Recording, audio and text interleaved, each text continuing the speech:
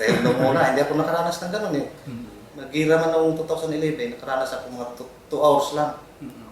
na bakbakan. Pero ngayon talagang 11 hours talaga. Yung araw na yun na July 13, so, mga alas 5 pa lang ng umaga, may narinig na kami putok. Malapit lang sa amin.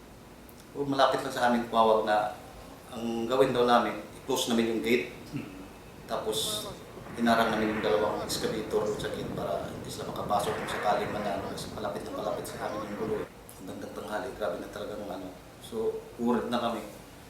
Lahat pack up na kami ng mga gamit namin kasi ang na talaga namin, kung may time na pwede kaming lumayas na kami.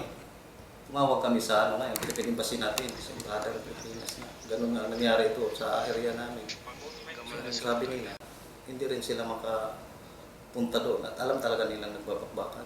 Kung saan kami tatago sa ilalim ng building, pasok na kami doon sa mga CR doon para masave lang ang sarili namin dahil nakaliwat kanan na yung putok na marating doon, ang lalakas. Pati yung mga salamin ng pisina namin, bagsak. Mga 11 hours yung bakbakan na yun. Nandun lang kayo sa loob? Nandun kami sa loob. Hindi kami makalabas. Doon mismo sa harapan namin, sa gate. Hanggang doon na sila. Nung bandang gabi na yun, nakuha kami ng embassy kasi tumigil na yung putukan.